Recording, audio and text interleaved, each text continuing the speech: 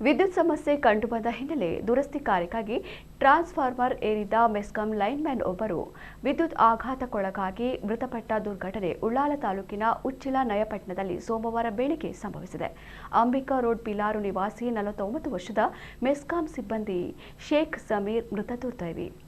ಉಚ್ಚಿಲ ನಯಪಟ್ಟಣ ವ್ಯಾಪ್ತಿಯಲ್ಲಿ ವಿದ್ಯುತ್ ವ್ಯತ್ಯಯ ಉಂಟಾಗಿರುವ ಬಗ್ಗೆ ಸಾರ್ವಜನಿಕರಿಂದ ದೂರು ಬಂದಿತ್ತು. ಈ ಹಿನ್ನೆಲೆಯಲ್ಲಿ ಶೇಖ್ ಸಮೀರ್ ಹಾಗೂ ಅವರ ಸಹೋದ್ಯೋಗಿ ಸಂಗಪ್ಪ ಅವರು ಸೋಮವಾರ ಬೆಳಿಗ್ಗೆ ಸ್ಥಳಕ್ಕೆ ತೆರಳಿದ್ದರು. ಈ ವೇಳೆ ಜಿಒಎಸ್ ಆಫ್ ಆಗಿದೆ ಎಂದು ಭಾವಿಸಿ ಸಮೀರ್ ಟ್ರಾನ್ಸ್ಫಾರ್ಮರ್ ಏರಿದ್ದಾರೆ. ಆದರೆ ವಿದ್ಯುತ್ ಪ್ರವಾಹ ಸಸ್ಪೆಂಡ್ ಆಗದೇ ಇದ್ದಿದ್ದರಿಂದ ಭಾರೀ ಪ್ರಮಾಣದ ವಿದ್ಯುತ್ ಆಘಾತಕ್ಕೊಳಗಾಗಿ ಮೇಲಿಂದ ಕೆಳಗೆ ಎಸೆಯಲ್ಪಟ್ಟಿದ್ದಾರೆ. ಗಂಭೀರವಾಗಿ ಗಾಯಗೊಂಡಿದ್ದ ಶೇಖ್ ಸಮೀರ್ ಅವರನ್ನ ತಕ್ಷಣವೇ ದೇರಳಕಟ್ಟೆಯ ಖಾಸಗಿ ಆಸ್ಪತ್ರೆಗೆ ಸಾಗಿಸಲಾಯಿತಾದರೂ ಅವರು ಮಾರ್ಗ ಮಧ್ಯೆ ಉಸಿರು ಚೆಲ್ಲಿದ್ದಾರೆ ಎಂದು ತಿಳಿದು ಬಂದಿದೆ. ಮೃತರು ಪತ್ನಿ ಹಾಗೂ ಓರ್ವ ಪುತ್ರಿಯನ್ನ ಅಗಲಿದ್ದಾರೆ. ಘಟನೆ ಬಗ್ಗೆ ಪೊಲೀಸರು ಪ್ರಕರಣ ದಾಖಲಿಸಿಕೊಂಡಿದ್ದು ತನಿಖೆ ಕೈಗೊಂಡಿದ್ದಾರೆ.